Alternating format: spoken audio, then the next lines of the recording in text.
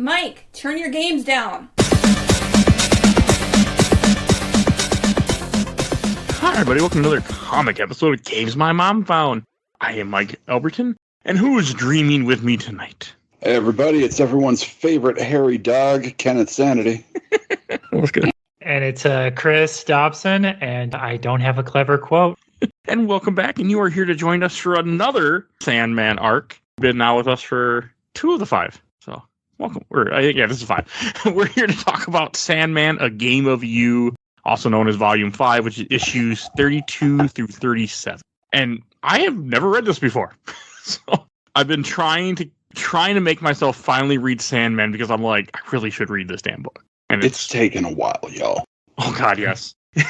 4 was because 4 was like November, December. We did 4. We're currently recording this in April 2023. So yeah, it's not as bad as it was. It took us 2 years to go from 1 to 2, and then about a year to go to 3, and then 4 was shortly after that, and then 6 months for 5. Yeah, okay, I'm getting there. I'm trying. You will see a link in the show notes if you want to get caught up on all our Sandman content. You can go listen to the other comic episodes right in the show notes. Or you can go on Podbean and just search Sandman and find all the episodes and get caught up. Or if you already know, you don't care, then just listen to this one and enjoy yourself. But so, Chris, I'm pretty sure you read this before, right? Yes. A long time ago. Yes, I read all of these in college. And Ken, I know you're familiar with Arc also. Yeah, I read all of these every couple of years. Like, it really is one of the best stories ever put into comic form. Hey, and I actually own this. I read it on my tablet, but I actually own a hard copy of 1 through 7 so far. Good. Because This is one book that I'm like, I should own this damn book. So Yep. I don't do with anything else that I read on this show, but this is the one that I'm like, I'm going to buy the whole series and have it on a shelf. I mean, if any listeners want to save some money, every library in the United States has a copy of Sandman. Pretty much. The way I'm reading on a tablet, I'm saving money too. It just has some really stupid ads I have to close sometimes. That's all. If it's not in like a teens or graphic novel section, it's 741.5 nonfiction. I mean, when I was a kid, I read everything on that number. So so it's been a little bit since we read Sandman. Like when this book first started out, I had no fucking idea what's going on at all. Like you just see like a white background and people talking, a dead guy holding a parchment, and I'm like, and these multiple characters just talking. I'm like, what the fuck is happening? Like I'm so confused. And I know that's what it's going for. Did you at least read the intro? No, I didn't have an intro. Because the tablet I'm reading is just essentially a scan of the comic of the actual issues. I wasn't reading a trade version, so the intro essentially. The first page just says the land, and then it has people talking. Okay. Well, there's a really good intro in the trade copy that really goes in depth into a lot of the themes and everything. Well, see, to be fair, when we did the last one, I still had a lamp that worked next to my bed, so when I would lay in bed, I would read. But then a certain 4-legged kitten with a tail decided I didn't need a lamp anymore and broke it, and I haven't bothered to replace it. So I use a tablet. Yeah. So I didn't. And you have cats too. You know how they are. Yeah, I do. I kick them out of my bedroom so they don't knock over my lamp. Yeah, that's probably what I should have done. But yeah, my lamp. So yeah, I didn't read the trade, but okay. No, I'm curious now. But for those of us who aren't reading the trade, we just kind of go right into the book. It's a winter mountainous landscape. As Mike said, there's a more than likely dead gentleman, rib cage exposed, holding a very high fantasy looking scroll, and a cave, a dark cave, and it beckons, ever beckons. And just like they say names of characters and they say words, but nothing meant anything to me. They say porcupine or porcupine, porcupentine. Porpentine. Wow, I really butchered that word, huh? Porpentine. It's like they say Pronado. It wasn't until finally they say Martin Tenbones. I'm like, I know that name. Yeah, that's a name. Oh, good old Martin Tenbones. And I want to say you guys said a long time ago, you're like, some of this will be important later on. You're like, Martin Tenbones will be important. I'm like, yeah, sure, okay. Mm-hmm. Oh, Martin Tenbones is important. Almost 2 years later, you were right. If only my wife would listen to this episode. You can try, but I don't think it's going to work, huh? No. But I was just surprised. Like, I mean, that's one thing that's so interesting about Sandman is that it's such a, it's not like this whole book has like almost very little to do with Morpheus. Like he's in here and there, but he is not a main character at all in this art. I would argue this book has more to do with the dreaming than it does with Morpheus. Yes. Right. But Morpheus is, throughout the book. Everything that we're being introduced to, everybody that we've talked to, have all been affected by him in some way. That's fair. Like Thessaly, Hazel and Fox, other characters that I'm sure we'll get to. But everybody's been touched by Morpheus in some way. And it's fleshing out the story more, and it gets to some really important things that we'll touch on as we get there. I don't want to throw the cart in front of the horse here, but because there are things that made more sense about what the porpentine. I don't know why I can't say that word. It makes more sense. I now understand what that stone is that she had.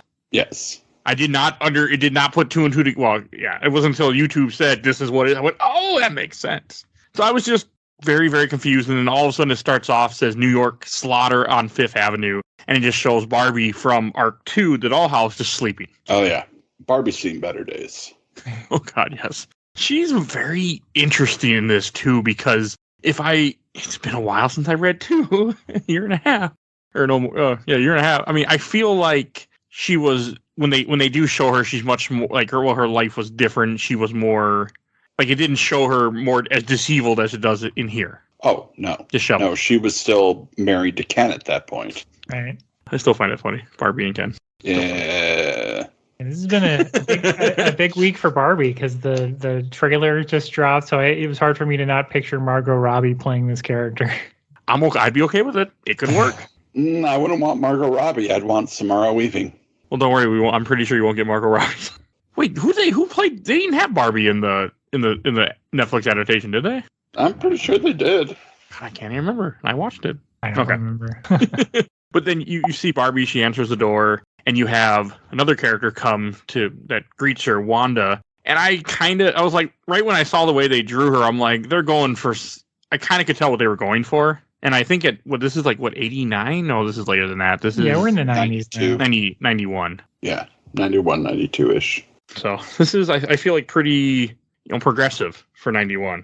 Yeah. You might even say transgressive. Fuck out of here. Well. By the way, Lily Travers played Barbie in the Sandman Netflix show. Oh, okay. I should watch that again. Yes. Everybody should watch that again. I should finish that. I'm bad at finishing Netflix shows. All right, everybody. If you're listening, this is good old Uncle Ken here telling you, go watch The Sandman on Netflix. It's been renewed. We were getting a season 2, but we need more seasons. So go watch it now. Watch the new one when it comes out. Do us all a favor. Give us more things to cover. But like right away, I noticed that when I saw one, I'm like, okay, maybe I've been watching way too much RuPaul's Drag Race, but I was like, either they're going for drag here or they're going for transgender. And like I could tell right away just by the way they drew, the character. I'm like, that's what they're going for. Oh yeah. It was just, and I found that interesting. I mean, that's cool. They have that in here, in a comic from '91. And is not played as a joke, is not played, it's played as a serious role to kind of show you like what this person's going through, and I liked it. I thought they did a good job with it in here. And I think that, Wanda really represents a big theme throughout this movie, is that there's what everybody assumes is reality and there's personal reality. There is what your truth is as reality. And, Wanda is absolutely a woman. No doubt in my mind. Oh, yeah. I mean, that's, and it's cool that they have that and they do a good job of really playing on it as his arc goes on. And not, again, it's never a joke. It's never an insult. It's never a villain. It's nice. It's a nice change, especially for 91. Yes. There's a couple of times it's sort of a sight gag joke, but yeah, it's a real person. It's not a, like you were saying, it's not just a drag performance where it's like, oh, this is so over the top that it's supposed to be funny. Like they're a little over the top, but she's like just that her personality is very extra. Mm-hmm. Yeah, it's very New York queer 90s. That's very. I assume that's very fair. Yeah. And it's just like, I was also confused with the whole thing. It's like, oh, she wants coffee. Okay, well, she wants milk in her coffee. She doesn't have any milk. Let's go introduce all the people that live in this building while we're trying to find milk. Yep, super easy. That's the best way to do it. Run out of cream, have people go find it. Simple, like, a couple little things, like you get introduced to Thessaly, one of the people living in this apartment that I thought nothing about, did not expect anywhere where that was going to go. And then you also get introduced to the lesbian couple. What the hell were their names? Hazel and Foxglove, yes. And I would not have caught this, even though I read the damn book and there's a reference to it. Foxglove is the girlfriend that was with her girlfriend. Her girlfriend was at the diner the day that Dr. Destiny walks in. Yes. Yep. Fucking so piece of shit. Yeah, I would not have. That would have went completely right over me. I'm watching the YouTube videos, like, oh, I'm like, what? I was like, okay, that's cool. Like, that is fucking cool. Little thing, but it's nice to see. I like how things connect. Yeah, and this is very similar to how they started A Doll's House, where it's like, here's Barbie and Ken, here's this person, here's this person. Yeah, here's Hal, here's the odd gothy sisters that live up in the attic. The spider people. Yes. And then, and so finally there's Hazel and Foxglove, then there's George, who is the, like, serial killer looking guy. He really does look like the serial killer type guy. I mean, he doesn't say anything when they walk by. Like, he just looks like something's wrong. He looks like he was at the convention. He definitely does. Yes. The serial convention. God, I love that arc. So good. It was just cool. And then, like, with like the way they do the lesbian couple, like, you can tell one is very butch, but again, it's not played for laughs. It's not played for anything like that. It's just, it just works for the story, and it's nice to see again. And that's one thing that I've always appreciated about Neil Gaiman's writing, is that his characters are characters. They're not outlines. They're fully alive in the confines of the story. People like that. They act like real people. And it's one of the best things that this entire comic series has going for it. Even Morpheus in his otherworldliness is personable. Yeah. Well, and it's such a, like, I've read a million superhero comics, and it's like Sean McManus, who does the art for all but one of these issues, does such a great job. And so I want to give them credit as well. But, like, when Wanda is, like, meeting these other characters, you immediately get the sense, because I feel like everybody, if you took the mask off of Captain America and stood him next to Hawkeye, I'd be like, okay, these are the exact same guy.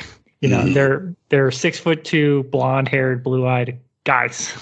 Yes. But, like, Wanda, like, if she's standing next to Foxglove, you're like, okay. So Foxglove is like, maybe 5'3" or something like that. So she's like a head taller than her.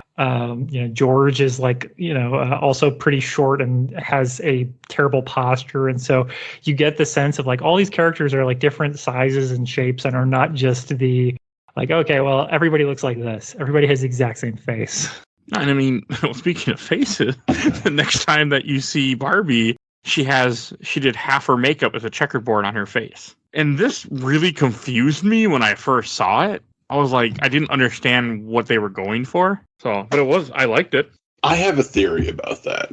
And it kind of plays out toward the end of the book. But after the breakup with Ken, Barbie is just kind of cast about, has no idea who she is, doesn't know what she's supposed to be doing, isn't dreaming anymore. And the face painting is just a different way to try on a new identity. Just for the day, to be somebody else, to kind of just live in a skin other than yours, especially when you're not comfortable with your skin.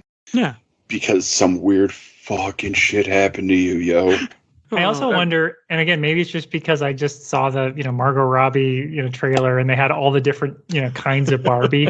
And I wonder if it isn't like she's just kind of this blank canvas where, give Barbie a makeover, give her a haircut, where she's just, because again, I was talking about how everybody else has a different sort of body. Like, she is the, like, superhero, she has that traditional look of a blank slate. And so she's like trying to be interesting in a way, where everyone notices her as like a punk chick, where if she just looked normal, they would just be like, oh, she's just like a generic attractive person.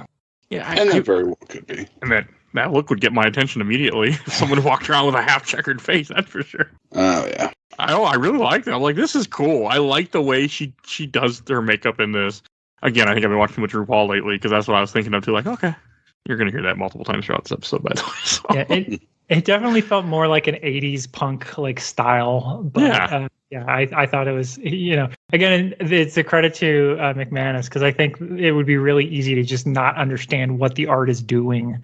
But I think they, when she like rubs her face and the makeup comes off, and like he does a great job with it. Oh yeah, I mean, and it, the point of it too kind of leads to what's going to happen later on. I felt too, and they needed her to be covered in makeup in order for the scenes they have coming to work.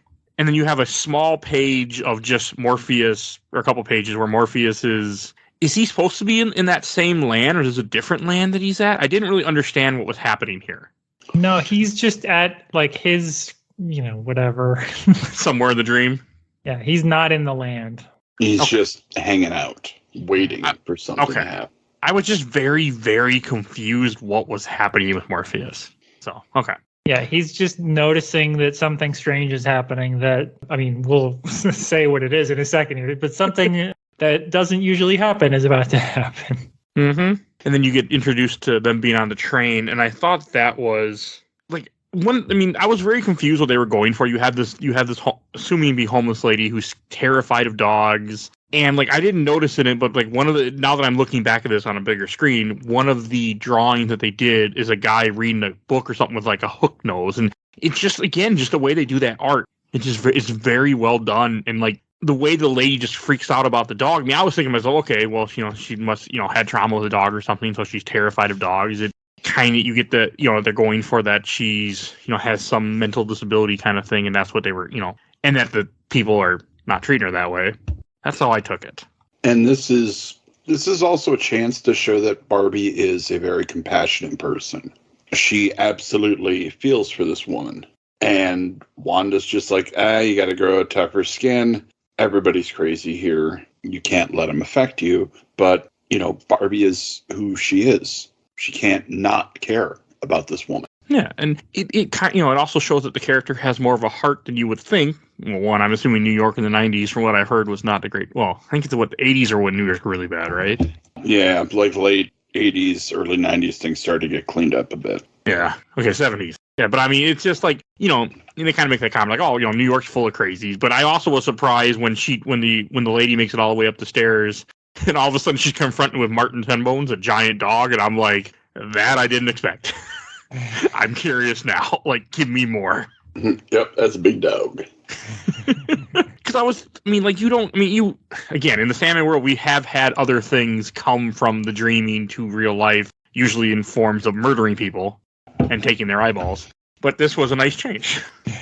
This was the first time that an actual one of the more fantastical denizens has crossed over from the dreaming into our world that doesn't look like the Corinthian or Fiddler's Green. Like, it looks like a big fuck-off fantasy dog. And I like that they did that. And I like that the next panel that you see it after you see Wanda and Barbie walking at a cafe and walking around is that you just see Martin Tenbones all beat up and bloody because humans are doing what humans are going to do with something they don't understand. Try to kill it. Like that fits what humans would do. He is having a hard time of it. And I thought that was, very interesting to see. Like, I mean, just the way that they kind of, like, even before they introduce Barbie to Martin Tenbones again, like, you just see them walking by, cops freaking out, people running, and it's like, that's handling how people would handle it. If all of a sudden they saw something that looked like a giant bear, like, you see Martin Tenbones just get shot the fuck up in a couple panels. Just murdered. It makes you feel. Yeah. And I felt bad. I like his high fantasy narrative balloons, and he doesn't really understand what's going on. And he's just like, I have to find the princess. And so it does make you feel, because it's just like he is a dog. Like, he is loyal to the end, where he's just like, I have to do this. Yeah, and I think that does. Well, that fits some dogs. My dog, I don't know. it was just. I also love the way they do the text. And then that's when he gives her the stone. And you can also see her makeup, because she's crying, her makeup is all changed. And that, to me, that felt like that's why he did the checkerboard, was so he could have the artist, I should say, so that way he could have the makeup then show the effect it has on her when you see the makeup all ruined later. Yeah. Mm. And it's just, you're right. The art is so well done. Yeah, it's a different style, and Colleen Doran does one issue as well, but yeah, McManus does such a good job because then we get introduced to the rest of the fantasy characters, and he does such a good job of drawing them in like a fantasy style, like completely cartoony. It's so great.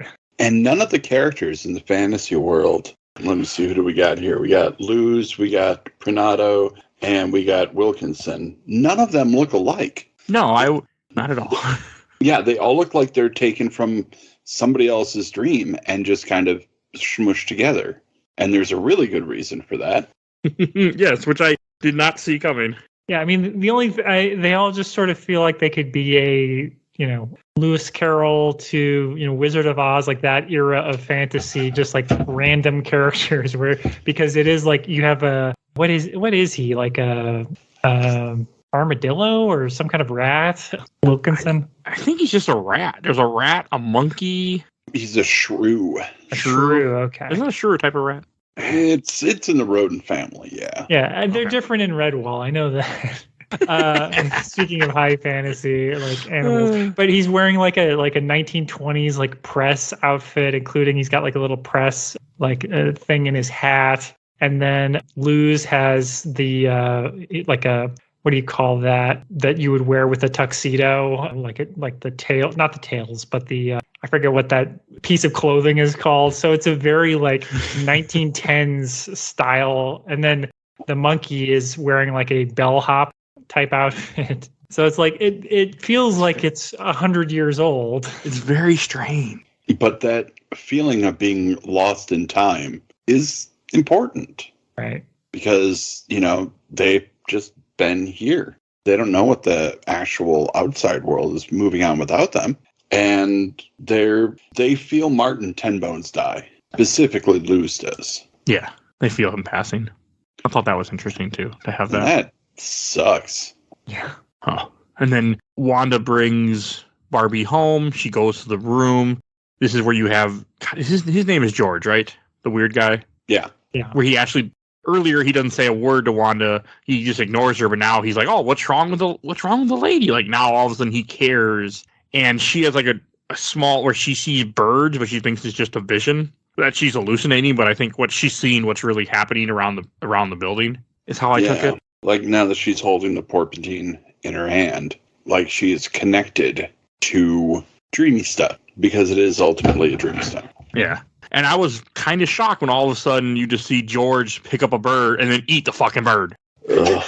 I was like, what the hell is going on? What the hell am I reading again? Again, such great art. I mean, it's completely wordless. You just see George, panel 2, a bird flies into his hand. Panel 3, he's holding the bird. Panel 4, he just opens his mouth. Panel 5, the bird is all the way in. It's like, that's such good storytelling. And then you have George looking at a full-size poster of Barbie and grinning just like the damn Corinthian did. Yeah. I was like, what the fuck? I love the creepy twist of this, but I love the twist coming after this even more. Oh my God. I think we should address this right now. Sure. A lot of people don't like this volume. There's nothing wrong with it. I think because it's the first few volumes. I mean, we talked about it. We touched on it. The dream is in it, but he's not the focus. I think that people don't like that. I think people also don't like that it is almost exclusively focuses on non-men. Yeah. And a big percentage of the comic book reading audience is like, hey, what's going on? Like, these are just women? If I wanted to see women talk, I'd go get some kind of My Little Pony thing. And you know what? It's their fault. This is some quality storytelling. No, you were right. It really is. I mean, but that does make sense, and I think that's what the YouTube video was saying too. Is that this is, and I didn't really think about it, even though this is very female focused. Like I didn't even think about it. I just read it and enjoyed it. I just thought it was really fucking dark a couple times, and don't ever get on the bad side of a witch apparently. So that's for sure. But I mean, it's good. I mean, this was a violent arc too. I don't know. I said they're all violent, I guess, to really put it. But this issue, the second issue of the arc, where you kind of see Barbara, where this is when what the hell's her name? Hazel. Hazel comes in and tells her that she's pregnant. Yep. I think. Okay.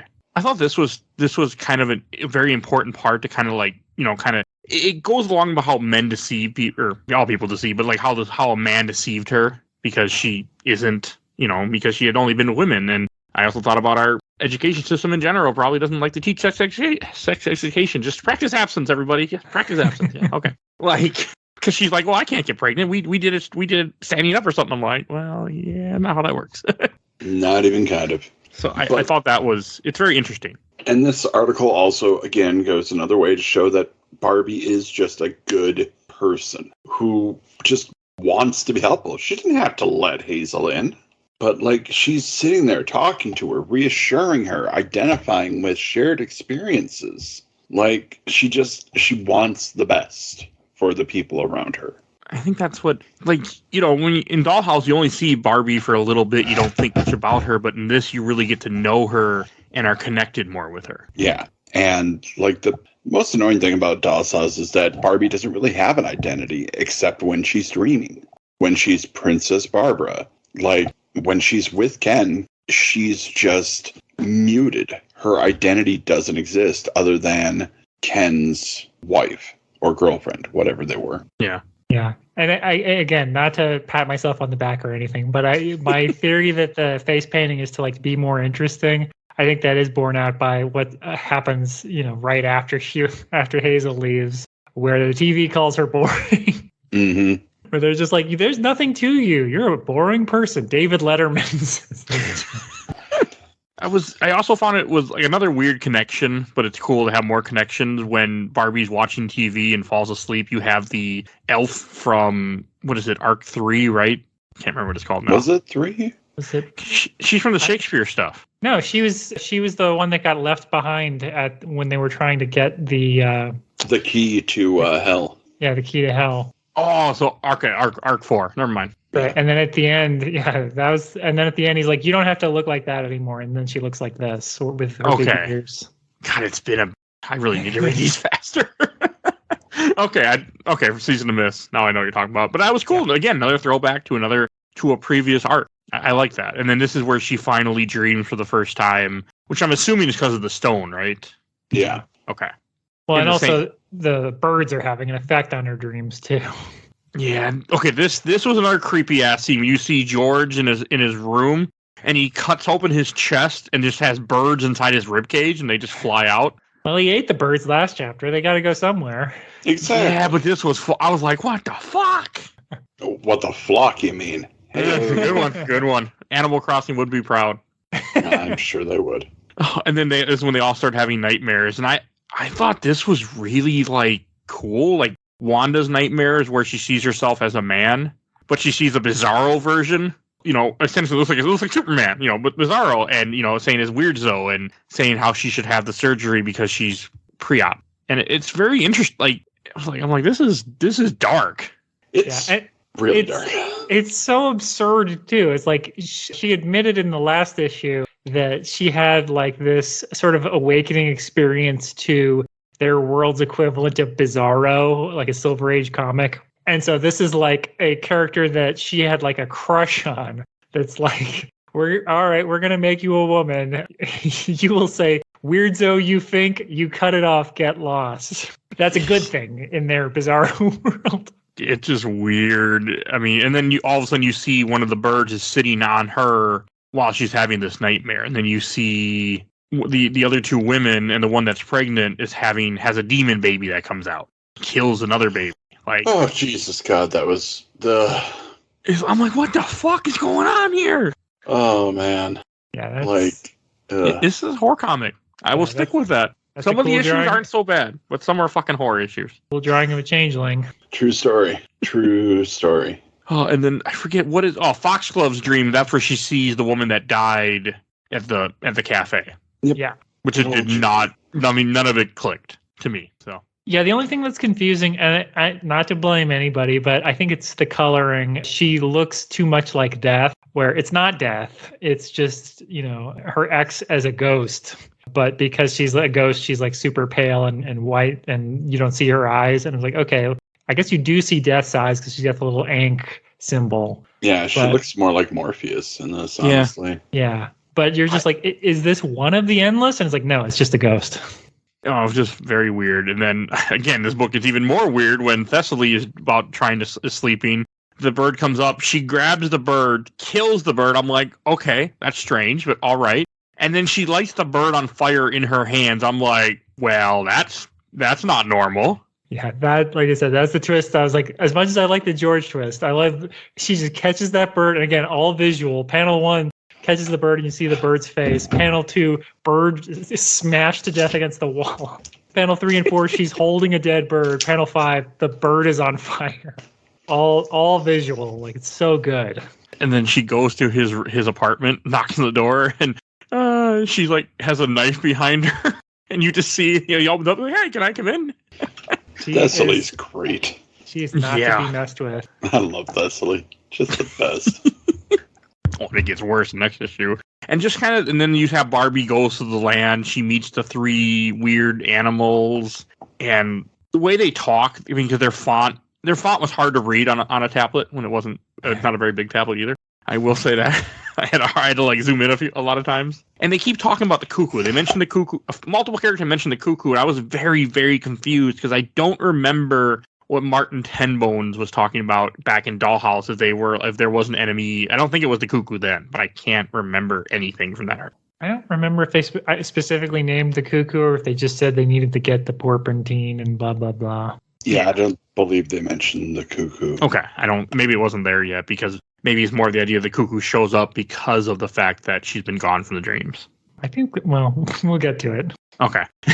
And then they start off on their journey where Barbie's in the dream, and then that kicks us to the next issue.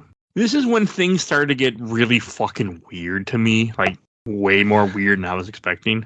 Oh, now. Oh, now it's weird. Okay, got it. It was already weird, but this is when it gets way worse. After the ribcage bird got set on fire, I was like, things are starting to get weird. The face. The face is what did it for me. That's where I was like, what the fuck am I reading? Well, this issue starts off with you have the lesbian couple in bed, Donna and Hazel. Yeah, Foxglove. Well, yeah, her name's Donna, but Foxglove and Hazel in bed. And again, I thought it does it good. I think this is because they both have the nightmares, and I think this is when does she tell her she's pregnant or no, not yet. No, not yet. Yeah, they find out later. And this is Colleen Doran's art. So they actually change artist. I think she does for being kind of a fill-in, because this is the only issue she does of this art. Her art's great, and then you can see. I don't know if she looked at McManus's art, but like everything is so consistent that it doesn't really. Sometimes one issue of being different, you're like, okay, I'm thrown off who's who. But like I feel like you kind of get a sense of all the characters right away. They kind of have like more of a realistic look to them, but also very clean. Yeah. I mean, Colleen Doran's art is amazing. She's still working with Neil Gaiman. She had a book that came out last year. Her art is great. So yeah, she's done some other stuff on Sandman. This is just the one issue in this art. Yeah, and it's another one is throwing some real big Jan Brady vibes. And it's another part like when this opens up, you have nudity, but you have nudity that's not sexy. It's nice. We were talking, me and Ken went this in depth when Under the Skin, and I like it when art has nudity where it fits, and this is another spot where it fits to kind of show the vulnerability of the characters until they were sleeping and they woke up from freaking nightmares with birds, and I thought it worked well as they all go, and then Thessaly comes down to get them, and then they go with Thessaly, they get Wanda. Is this when Thessaly makes okay, no, that's later, and that's when they're trying to wake up. Wanda's suffering from the nightmares. Nightmares are terrible, man. I gotta say that I've had nightmares myself, and I do not like. They're not fun. No birds involved, I'm pretty sure. But yeah, it's happened. The birds show up, and then I just eat them. I just that clears it right up. Just go. Yeah. I mean, that's how it goes, right? We've all had it. It happens. It just, and then they go to Barbie's room. This is when they find her laying on the bed with the stone, and she's essentially in a coma, right? Essentially. And I didn't realize that, even though I should have, when the stone is glowing, this is the same stone Dr. Destiny had. Like, none of that clicked. Or the same type of stone. Not the same stone, but... No, not the same stone, but the same type, yeah. Yeah, and I didn't click that's what it was a reference to that again. I will say this book just layers upon layers upon layers. All of them do. And I love how matter-of-fact Thessaly/Jane is when it comes to... She's like, oh, yeah, George, he's in the bathtub. Best place to put him. I killed him. He's dead. And they're like, you're joking, right? He's like, no, go look. And you just see a panel of him just laying in the bathtub with a knife in him. And he looks rather surprised to be there. That didn't bother me too bad. It was when they cut off his face. That's when I'm like, what the fuck? Like I think is this when she makes the comment where she needs menstrual blood in order to do what they're going to do? Shortly after she nails the face to the wall. Yeah, that's after she talks to the face. But you see a couple panels of her just taking a box cutter, cutting the guy's face, explaining how she's doing it. I'm just like, what the fuck am I reading? And I didn't so calmly. Yeah, I love again. This is I talked about McManus's art where it's wordless. Here it's like her face. She's just this like cute sort of bookish look as she's just like matter of factly like, you guys can't tell anyone. You can't go anywhere. Like you have to help me do this because now I'm gonna go tear his face off. And you're like sorry, what? And she's like, yeah, you can't leave now. And then you see her nailing the face to the wall, and she's twisted like the Joker. This is way worse than what the Joker does when he cuts off his face and all that weird shit. Like this is 100 times worse than that comic art, which I did on the show a long time ago. I beg to differ, but okay. This hit me harder. Maybe because it's a woman doing it nonchalantly and not a psychopath killer Joker. I mean, she could be a psychopath killer. I don't know, but it hit me differently. And then when she bites his fucking tongue out of his mouth. Yeah. I mean, how else are you going to do it? Cut it out. Got a knife. Yeah, but it's not the same. And she nails his eyeballs to his face, too, on the wall. Well, they didn't have command hooks back then, Mike. That's true. They're probably renting. Yeah, so I'll put some nails in. What does it matter? Well, nails you can fix. Just spackle it up. Wash the wall, throw some spackle. There was never a face nailed there. I don't know what you're talking about. I don't know if apartment buildings have to tell you where someone died in an apartment when they rent it out to you or not. I don't think so. Doesn't matter. I don't think in New York, I highly doubt there's a rule like that. I highly doubt. Yeah, you're probably right. Yeah, she nails his face back to the wall and is like, George, I need to talk to you. And again, I love the letterer. The letterer does a good job with the high fantasy stuff of everybody having, Luz and all of them having their own little text boxes. But I love just how desiccated he sounds. As like later he's constantly like stuttering, which I just picture him just like, I just think, imagine his voice of sort of air escaping is like all that's coming out, where it's just like, who dares call me back from the high shore? Or it's just air escaping. Like there's no voice. Yeah, I love that idea. That's such a good idea.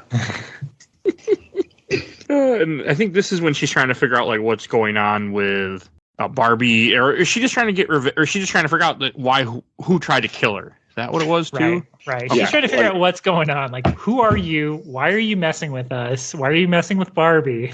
She's just pissed that somebody tried to mess with her.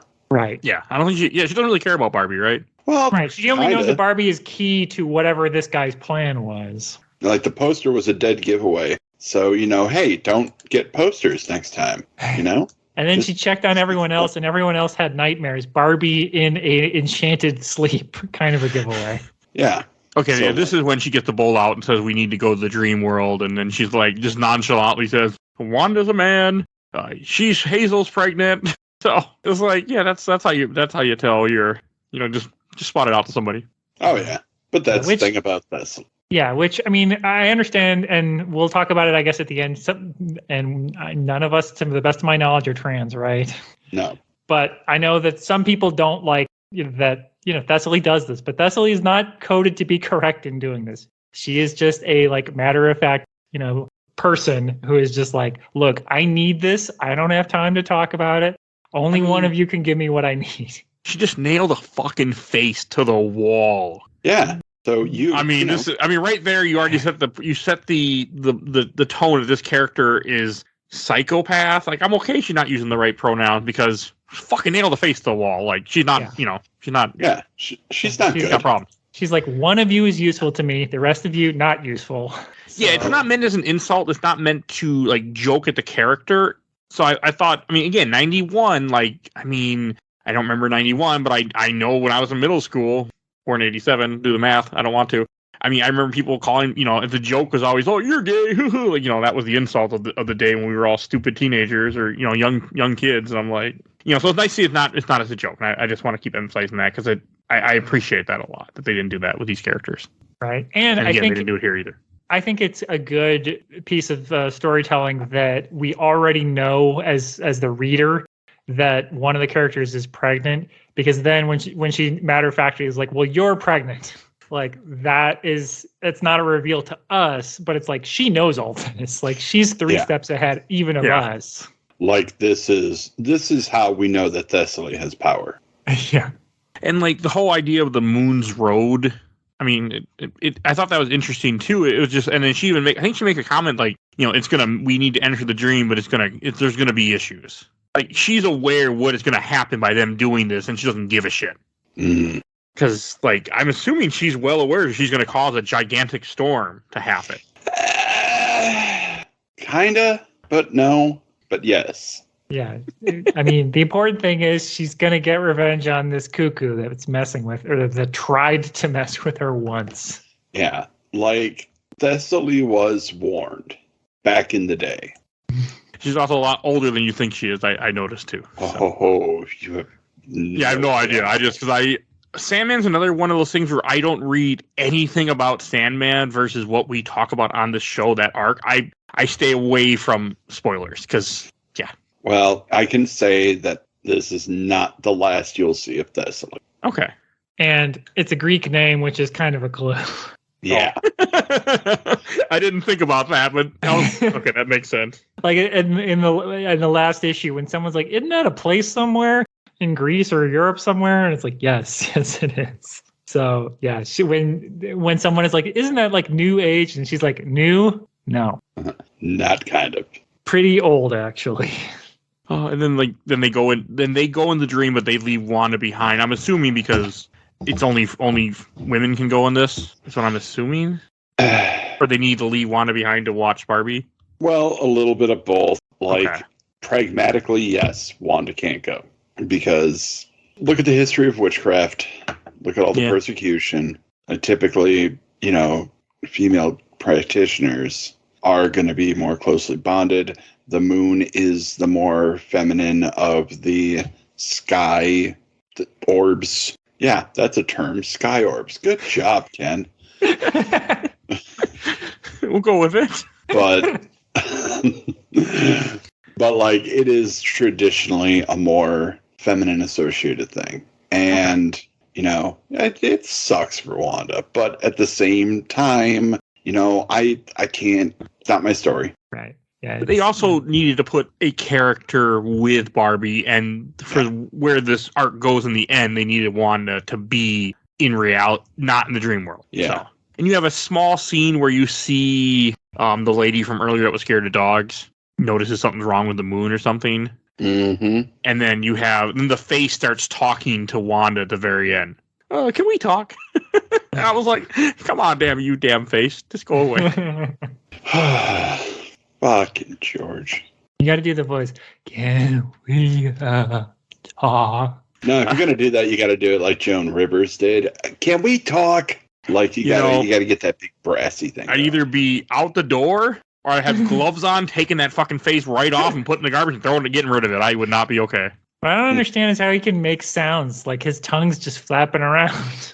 He's dead. And his face talks. He's also not.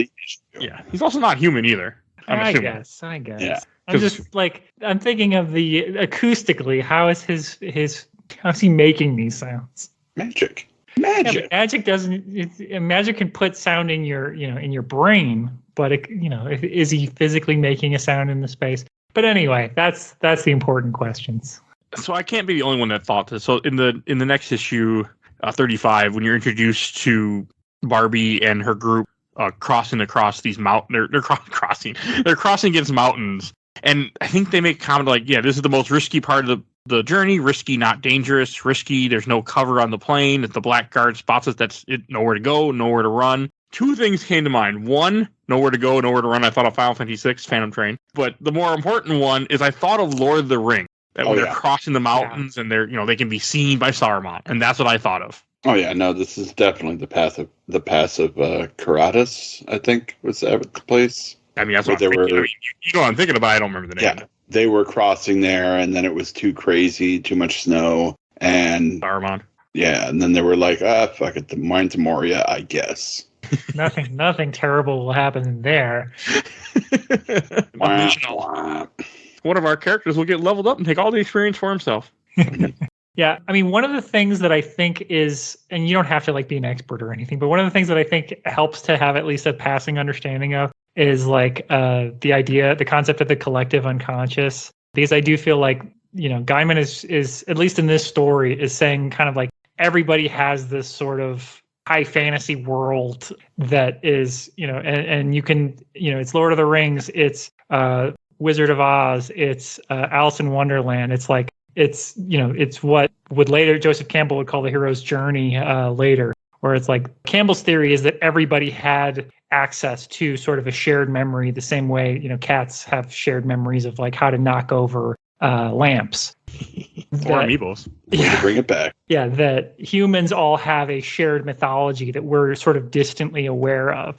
And that's kind of like what this is, I feel like, kind of communicating.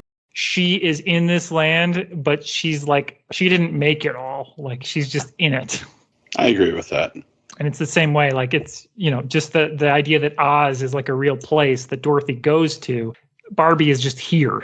Okay.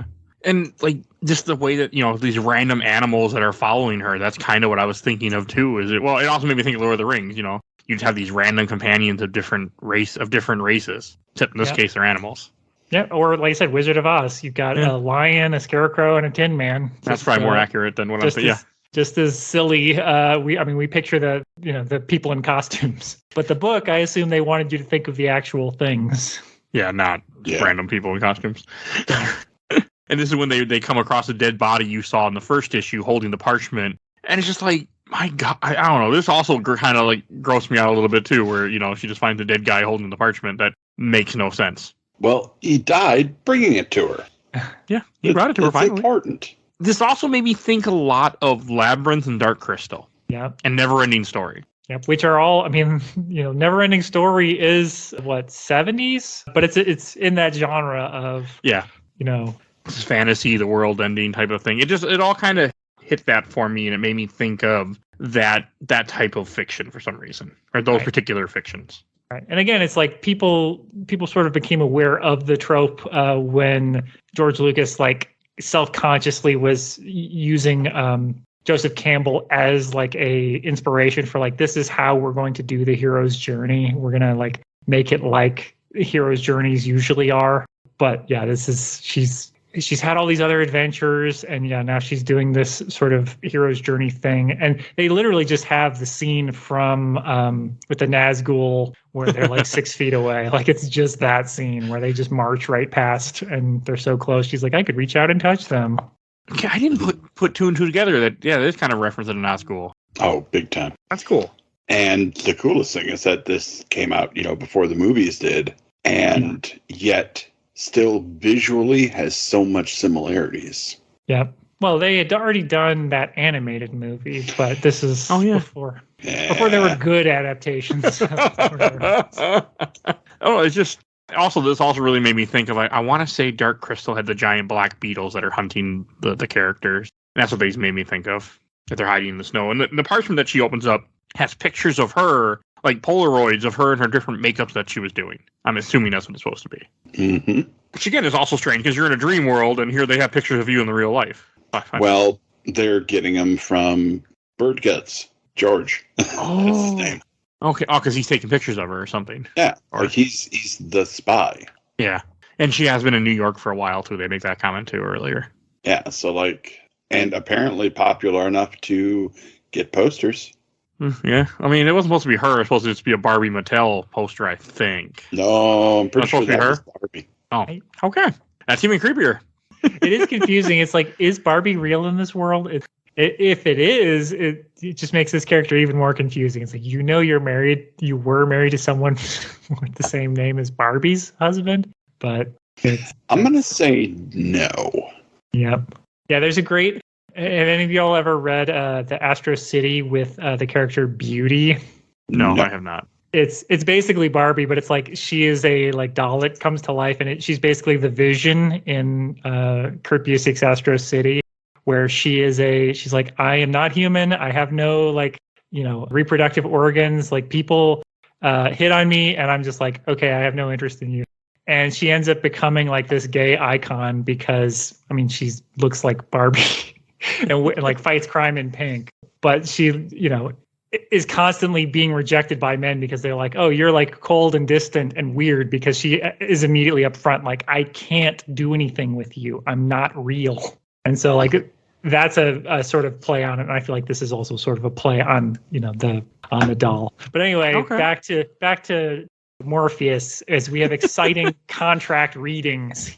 It's cool to see more Morpheus. They sprinkle him in. I didn't really understand. I know he's talking about the land. I didn't understand what the hell is going on with Morpheus in this. I do kind of, but still not really. Yeah, I do. Again, people love real estate law. So he's like, oh, I thought this compact had already expired. And he's like, well, I guess not. And you're like, what are you talking?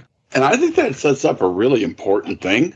Yes. That Morpheus doesn't know everything that happens. Like, even Morpheus at this point can still be surprised. So it kind of puts like a cap on his power. He's not the all-seeing, denizen of the dreaming that you might think he is. He's just doing his best to hold things together.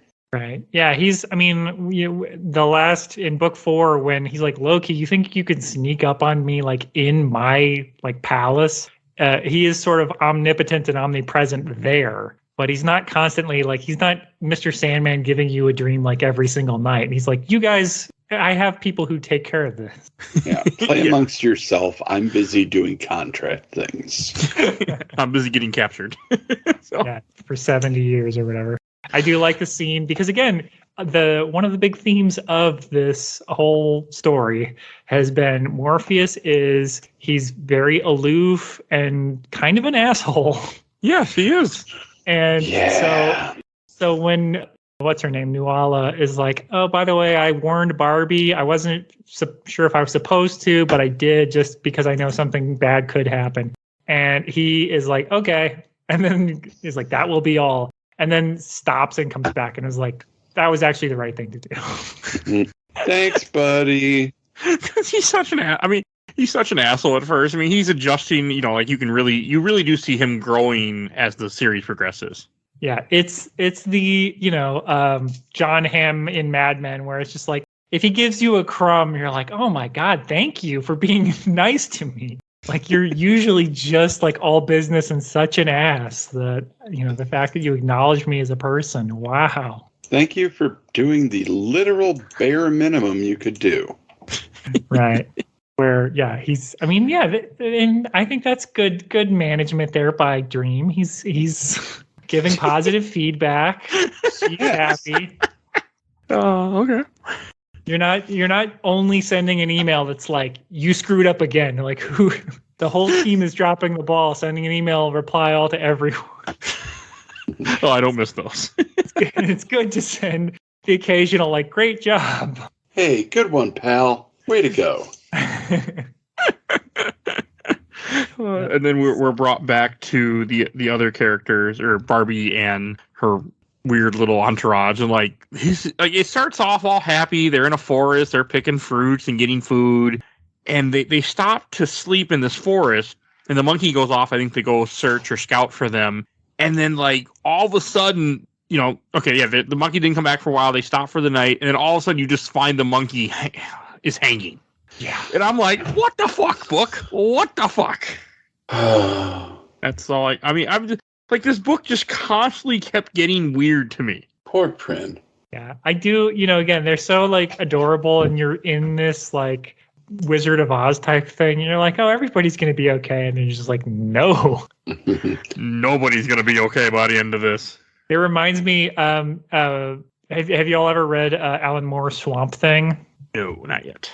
Yeah, there's a great. He has an issue where the aliens from the comic strip Pogo come to the Swamp Thing swamp, and so they don't understand that like Earth is dangerous. Oh. And it's like God. So they're drawn like a children's comic strip, and it is like it's very upsetting. Okay. Like this was upsetting. Seeing Pernado hung, very upsetting. But yeah, what happens to the animals in Pogo? I was like, oh no, because they're so cute. This is why you can't trust anything. Yeah, like I was just like, how the hell does this thing just keep getting darker? I mean, and it's just a freaking like, you know, animal buddy in a dream, but seeing him hanging there, you know, with a noose around his neck and his tongue just sticking out, I'm like, fucking A. Yeah. And then like it's shortly after that, you know, it shows them like it jumps back to Wanda and them, and you know, with her talking to the face. And I think this is when the moon starts going to hell too. Like the weather is starting to get bad. I think they're starting to notice something's wrong. I mean, it hasn't hit the climax that it's going to hit, but I think there's a storm starting to brew.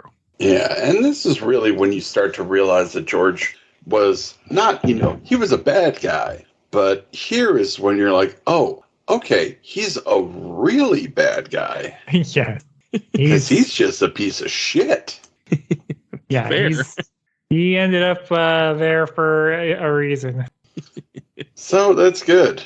And just seeing what all just happens, like how much, like when it goes back. Okay, so then it goes back to Barbie, and this part also hit me where all of a sudden you find out that the Toucan Sam that's been with her is a traitor, and he's actually working for the Cuckoo. Yeah, they send Luz into the city, and Luz comes back with the blackguard. Yeah, and Wilkerson and they kill the rat. It's his throat slit, and then they stab him afterwards. They got to make sure he's dead. Gets his throat slit graphically too. I'm like, what the hell am I reading? I'm like, and then Barbie gets captured, and they handcuff her. I'm like, what the fuck? There's a lot of that. There was a lot of that during this book. Like, I was constantly just going like, what the fuck? Every night as I read an issue, constantly. Yeah, it's great. I love it. I love the disapproving look at the end of the issue when the now evil parrot or Dodo or whatever it is like, go in there. She's waiting for you. Like, he looks just so frustrated with Barbie. Mm-hmm. And going home to Barbie's dream house, or at least kind of looks like it. Barbie's Florida dream house. Oh. That was also really weird when they bring her to the house. Like, I was like, what? I love it. It's such a like period in time. Like I mentioned Don Draper earlier. It is like 1962. Like all the furniture is like neon striped, like mod style, just ridiculous looking. Yeah, and it has an old record player in the back. Like, yeah, it is very 60s. And the big console TV. Yeah. Like it is absolutely of a time. And there's a really damn good reason for that. Well, it's her childhood house. Exactly.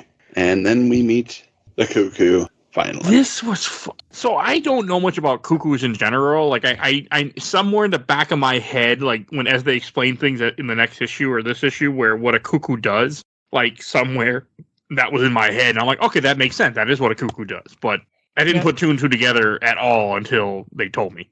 Yeah, somebody, did we skip over that? Was that last issue? Somebody reads like a encyclopedia entry about how cuckoos replace their eggs with the mother bird's babies. That's in the scroll. Yeah, that's what's in the scroll last issue. From the Tantoblin. Yeah, so that's, I guess, supposed to be in your head when you're like, when young Barbie shows up.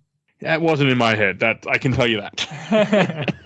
It was just like, yeah, and when she does see the young version of herself, and that's the cuckoo, I was just very, very confused. It reminded me. Sorry, go ahead. Oh, I was just going to say, I hope the explanation makes you feel better. It does. It helped. And then the part where when they go in the room and all of a sudden you see the stuffed animals she has in the room are Martin Tenbones, the shrew, the traitor toucan, and the monkey. I'm like, okay. And then there's a Barbie doll in the room. Yeah, it all made sense. But yeah, it reminded me so much. And again, maybe it's just because I know some people don't like it as much as a Fallout game, but Fallout 3 has such a great scene like this, where there's a little girl who is not a little girl. Yes. Oh, you're talking about when he goes in the machine, like the black and white Yes. machine? Yes. Oh, the pint-sized slasher. Yes. Where it's a German scientist in the body of a little girl. Like that's basically what's happening here, where she's just like this is your house, silly. Like what do you think is going on? And then I do like Barbie's reaction. She's like, this is like a repressed memory thing, right? Like I forgot that I was abused or something. And she's like, no, you're just, again, you're very boring. You just made up a fantasy life. But I guess the whole idea is she was going to kill her. Like, that's what the Cuckoo's... It sounded like the Cuckoo was ready to murder her, take her somewhere and have her killed. That's how I was taking it. Mm-hmm. Yes. But again... Wait, she even says, if I had kill you, I mean completely destroy you. I need to, and it would really make me happy. Yes. That's what it was. And again, she even says it. It's kind of similar to the Fallout thing, where it's like the Cuckoo is tired of this. The Cuckoo has taken over Barbie's dream house and dream life and is like, all right, I'm ready to move on. I have been here. I have been in this dream world for 30 minutes. Or actually, it's probably more like 30 years at this point. Like, yeah. when you're just stuck and you can't move, and it's the same thing every single day. Yeah, that could make you want to kill something. I mean, it does.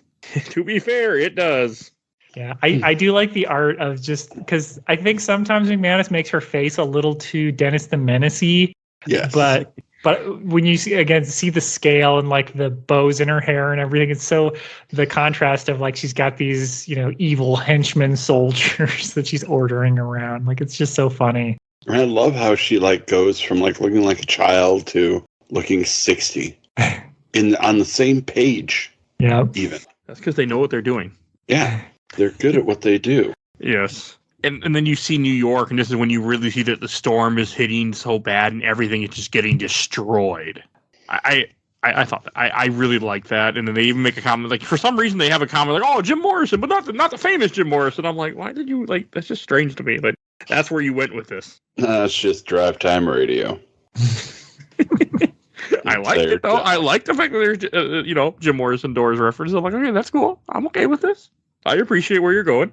And then you see the women from earlier walking on the moon's path to get into the dream world, where they're like actually literally walking on a path into the moon. Like, they had no idea what they were doing. Like, they were not, Hazel and Foxglove were not aware of them, what's happening in New York. Thessaly was, obviously, but they had no idea.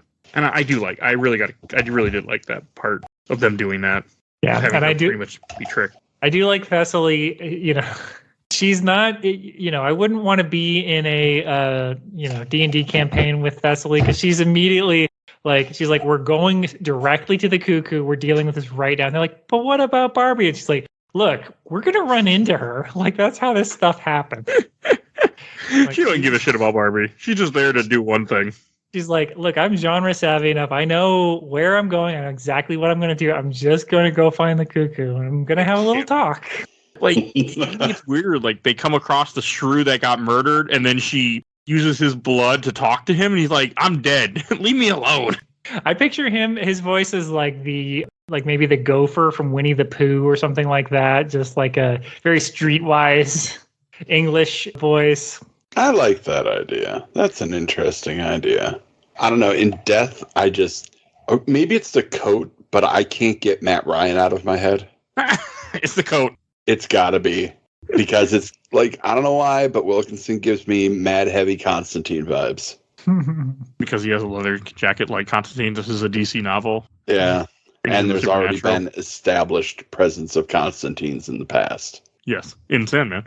Yes. So that's just Thessaly's just such a weird character. Like, so freaking strange. Like, I look forward to when she comes back in this, though, for sure. She's my hero. And then it jumps back to the real world where Wanda is still in the room with Barbie. And then, that's when she sees the dog lady from earlier is outside getting, hurt by the storm. And then she rushes out to go save her, which I think leads to both their demise in the end. They would have died no matter what. Okay. Yeah, you're right. The whole building collapses on them, right? Or something? Yeah. And we do get Foxglove and Hazel. They finally have a conversation about 2 issues ago. Thessaly being like, well, you're pregnant. Where she's like, you're pregnant, huh? You're a moron. And then it's just like, do you have any idea how expensive a baby's going to be? And they hold hands because she wants to have a baby with Hazel, even though Hazel's a moron who was tricked into getting pregnant. And it's a real relationship. Fox is pissed. Yeah. But she still loves Hazel in the end. And that's just, well, damn it, that's just adorable. That's a real relationship. I mean, where you care about a person, you care about them, and you accept things. I mean, it wasn't a malicious act. It wasn't, it was a more experimental act and had consequences. This is why you shouldn't drink, children. That too. Drinking bad. But then with Barbie, the cuckoo drags her body to some weird stone with like hair. Is that supposed to be Japanese writing on it then? Looks like katakana, yeah. Okay, that's what I was thinking. Just do like I didn't understand what the fuck was going on. I'm like, why is she bringing her here? Like, what is happening? Like, I was just so fucking confused. And then I was also more confused when Thessaly picks up the bird and just because she thought the bird was a cuckoo, so she just chokes the bird. Yeah, yeah. The cuckoo, again, she's doing the thing where she's just lying to everyone and filling in. Has Luz say, yeah, I'm the cuckoo. Okay, so fun thing, that is actually katakana on the stone. That is dream. Oh. So that's there cool. you go. Now we know what it means. Mm-hmm. Glad to help. You did help. And then Barbie wakes up and breaks the stone that she's had this time on the monument, and I guess that ends this world or something. Like I was very confused what was happening in this part. It gets explained more as the story goes on. Okay, like all they the do other go issues. back to this. Yeah. Okay. Yeah. The character that he gives a name to. It's a hint that there's more to this. Which character got a name? The one, what's her name? Starts with Alienora. Yeah, starts with an A. Yeah, and she's wearing like a wedding dress style, like white dress, and has a big scar on her face. I'm scrolling through to try to find. Oh, okay. Yes. Now I see. Okay, because this was like her land or something, right? Yes. Yes. And the cuckoo was stuck there because of contracts. It reminds me of, what is it, Zelda 2 from the NES, where they're like, okay, you saved Princess Zelda, now save her like great-great-grand, mother who's been in a coma this whole time. Whereas like, yeah, Eleonora also here. How long has she been here? Don't know. She's been here for a long time. It's just weird when Morpheus shows up too, because it's like that's when he explains about the land, and I was just very confused about everything. And then like he knows who Thessaly is too. Yep. Oh yeah. Well, Thessaly says she's old.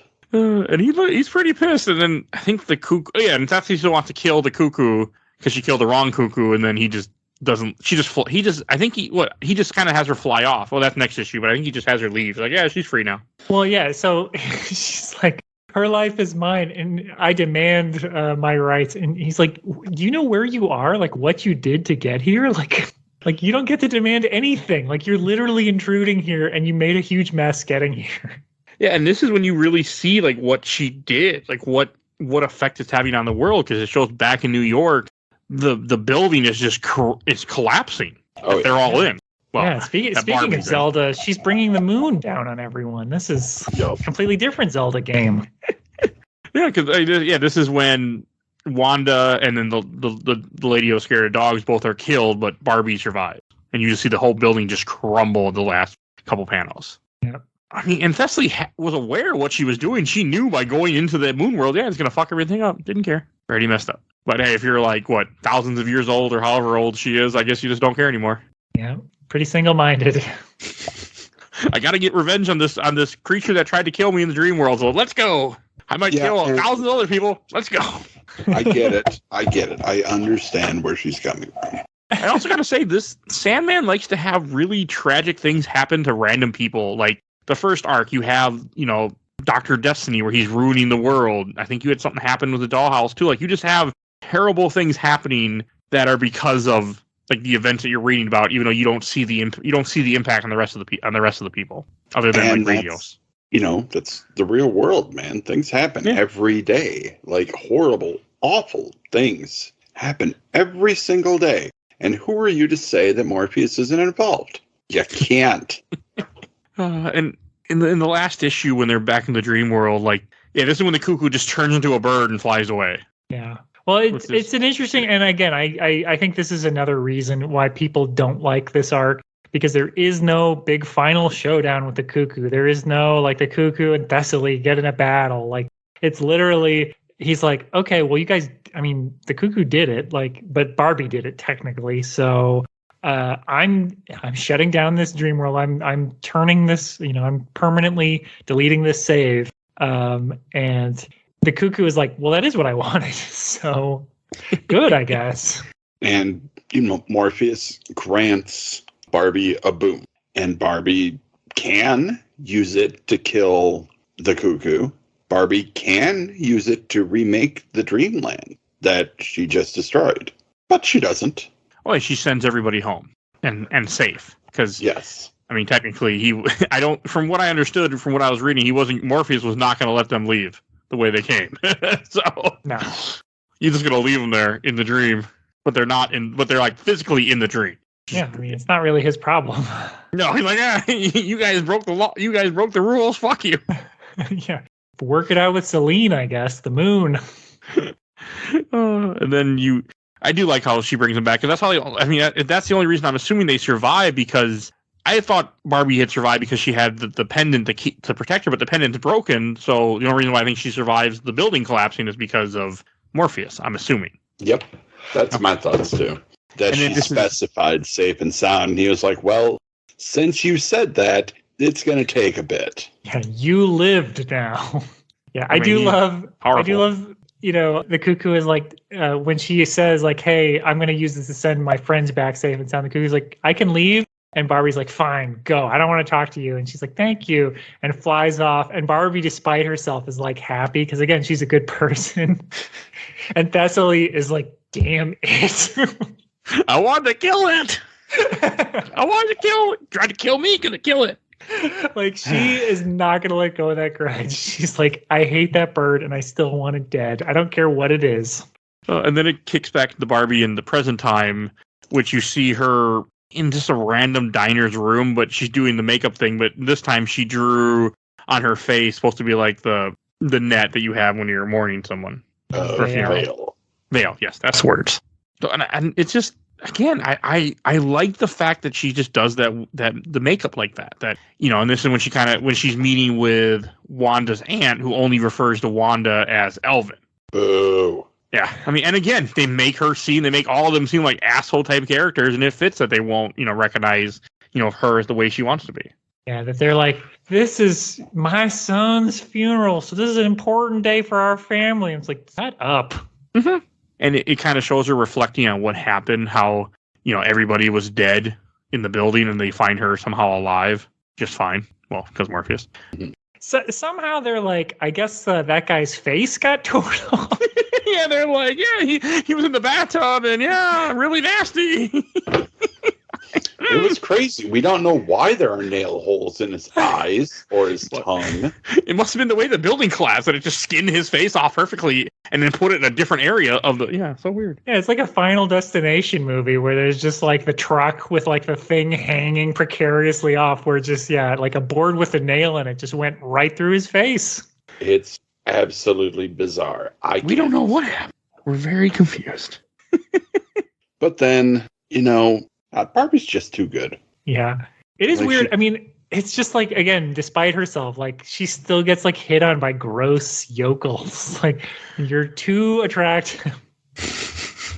Like, despite wearing like crazy makeup and trying to not look like this, people are still like, it's Barbie. Oh, people are assholes. Oh, yeah. Yes, they are. Oh, I mean, they do a good, and then she gets taken to the funeral essentially, and the family's just a bunch of assholes because they won't recognize. Because they don't even put Wanda's name on the tombstone. They make, they only put what, the name that they gave her, which is Elvin. And it's like, I get it. I mean, I get I like what the comic is going for, because again, it makes sense. There's people that just will not recognize that their kids, they won't recognize the kids for who they are. They only see them as what they want to see them as. And I think this does a good job of really kind of communicating that. It really does. And in the end, Barbie wins. I like how she crosses off the name, and I did like it where she buys the comic of Hyperman, which is essentially Superman, and it's the one from the dream, and then all the creepy guys at the comic book store hitting on her and stuff.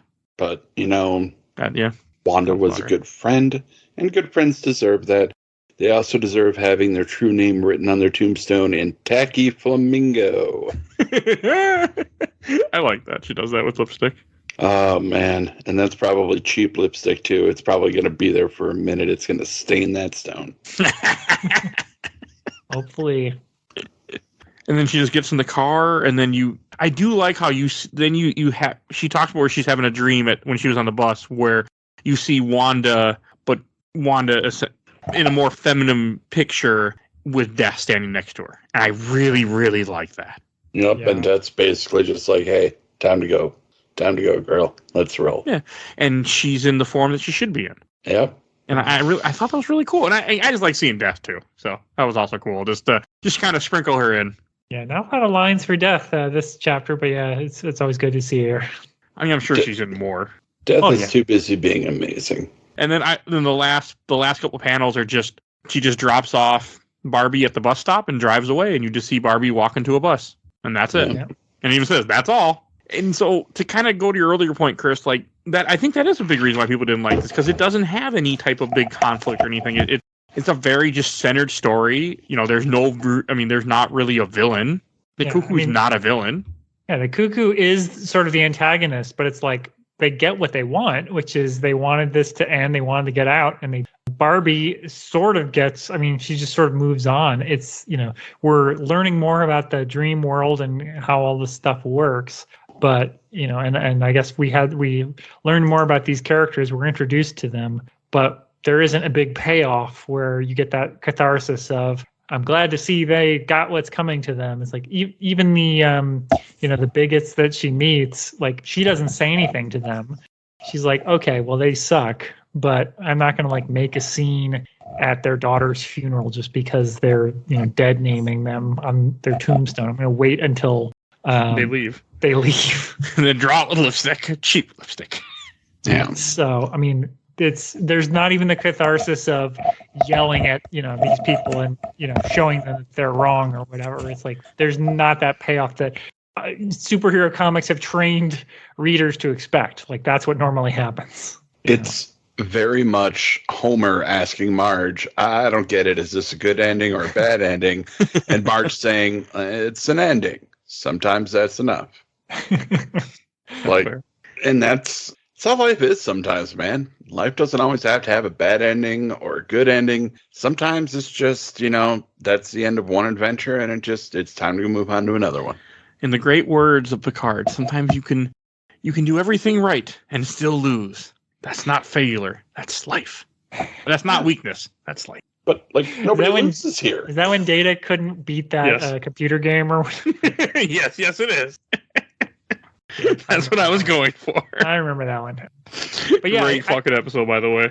It is really. But I think that's part of why people don't like it. Is there isn't an epic showdown. There isn't, even Lord of the Rings has sort of an anti-epic showdown where he puts a ring in a fireplace and kills all the villains that way. And then has PTSD for the last third of the book and the last 10 minutes of the movie. So it's hard to show that part of, this kind of high adventure thing, it's not really a high adventure except for 2 issues. You only see Barbie's world, no pun intended, for that little bit. The rest of it is kind of an ensemble of everybody. And it's nice having something different like that. That's what makes Sandman so interesting. All these books are just so different. Any last things you guys want to say before we go on to Shelf Stacker Box? It's good. It's good, and I read this during my lunch break at work, and I was like, I have to go to the restroom and make sure I look okay before I go back into work. That people aren't like, hey, did something happen? I read a traumatizing comic. Yeah. All right. We'll go to Shelf Stacker Box, and I'll go first. I'm going to put this in the stack. I enjoyed it, but I don't see myself revisiting this one because it is creepy, and I don't like seeing faces stacked to walls, but I'm really, really glad I read it. And I am so much enjoying going through Sandman. Unfortunately, slowly, but still greatly enjoying it. What about you, Ken? Oh, it's going on the shelf for me. I'll always keep reading it. I think, much like Neil Gaiman, I like this one maybe a little bit more because everybody hates it so much. That's fair. And I think there's a lot of really interesting ideas about reality and what it is, what it isn't, what it can be, that are just really, it's cool. It's cool. I like it. They're good stuff. That's all. Okay, I like that. And what about you, Chris? I will also, so it's what, shelf, stack, and box were the options. Shelf being right? something you really like, stack being in the middle, box being something you didn't. I will also shelf it. I like the first couple arcs of Sandman, but I as we talked about whenever we talked about those, I was a little colder on it's a little bit more just Swamp Thing, where he's very, there's so many DC Comics references in those early books, and he's really he's making a horror book. This is a horror book, but it's not Swamp Thing's horror, really. I really feel like he's finding, a very unique voice, and the art. I mean, the art is so good. McManus's art and Colleen Doran for the one issue. I feel like he does the horror stuff and he does the funny animal stuff so well together. And it doesn't seem like it should work. You should just be like, well, this is stupid every time you see a shrew wearing a press hat. Your brain should just reject it. But it's just like, it's so stylized and cartoony. And then you just have these very realistic faces in the real world. Like, I just love the art. And the first couple of arcs are good. I like the art, but they're very much like impressionistic. Everybody's proportions are out of joint, and you're kind of like, okay, this is a deliberate choice, but it also is hard to follow sometimes. And this doesn't really have any of those issues. Like, I just think it's really well done storytelling by the artists. Okay. And it's hopefully, sooner than how long it took us to get around to this, I will order the next art, which is Fables and Reflections. Because I need to make myself just get through these. So yeah, now we're rolling. I really like this one. Okay. I know nothing, which is it's so fun going into this with absolutely no idea what I'm getting into. That is nice. So yeah, and Chris, where can people find you at? You can find me on Some of My Friends Read Comics with Vince Goodwin and Kia, and we are bi-weekly book club, kind of like this, but we only do comic book club. And you can also find me on Your Stupid Minds, my bad movie podcast. For the book club, we just recently did Secret Invasion, a book that I really hate, but it's an April Fool's episode. And so I got to talk all about how that book is not only ugly and plotless, it also has a bunch of bad 2000s politics in there, too. So about aliens that don't speak English and are religious extremists. So it's good when people just kill them and don't figure out what they want. Oh, okay. So that's good. That's what we like out of Captain America and Hawkeye, right? They should murder their political enemies. Look. We've come out of a period of time where politics has been a nightmare. So I don't know, maybe they're onto something. Yeah, these religious fundamentalists, we should that don't speak our language, we should kill them all and let their God sort them out. But anyway, so we did Secret Invasion, and then for my other podcast, Your Stupid Minds, we just did an episode featuring twin brothers who made a series of movies together called the Barbarian Brothers. A movie called Twin Sitters. It's kind of like Hulk Hogan's Mr. Nanny, but if it was two babysitters and they're babysitting a pair of twins. Oh my God, yes. I've heard of this. I have not, and I'm okay with that. All right. It's pretty stupid. Oh, yeah. Believe it or not. It sounds it. It's like the cinema classic that was Mr. Nanny. This is the rip-off version. Well, first off, don't malign Mr. Nanny in my presence, all right? Mr. Nanny, Suburban Commando, the collected cinema of Terry Bollea it's important. Yep. Was he Terry Bollea in those movies, or was he Hulk Hogan in those movies? Because those are two different people. I think he was Terry Hulk Hogan Bollea in a way.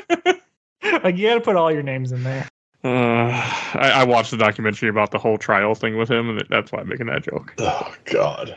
Where he's like, Hulk Hogan has a 10-inch dick, but not Terry. Terry doesn't, but Hulk Hogan does. He's like, aren't you? He's like, no, I'm not Hulk Hogan. I'm Terry. Like, what the fuck? Okay. So yeah, Hulk Hogan is a character that he basically has lived as. It's like there should be a Sandman issue about Hulk Hogan because the wild lies he has believed. Oh my God, yes, please. He lives in a dream world where he was almost the guitarist in Metallica. Oh God, I forgot about that.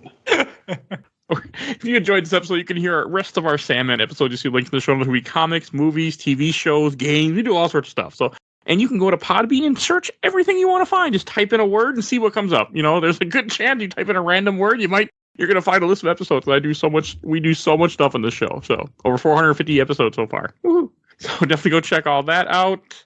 I want to give a shout out to my awesome intro and outro, courtesy of Helena at Hell Has Free. You can follow her on TikTok. And if you want to support the show, we do have a Patreon. For a little dollar, you can vote in our Patreon poll. You'll see a link in the show notes. Also, we'll see a link in the show notes to our Discord channel. Please join that and chat with us. And I want to give a shout out to my buddy Bill Tucker, who started his own podcast, The Gamer Looks at 40. Definitely go check him out too. Check out Chris's shows. You'll see a link in the show notes to those also. And please follow us on Facebook, Instagram, Twitter, and on YouTube. I think that's everything I need to say. So we will see you guys all next time. Bye, everybody. So long.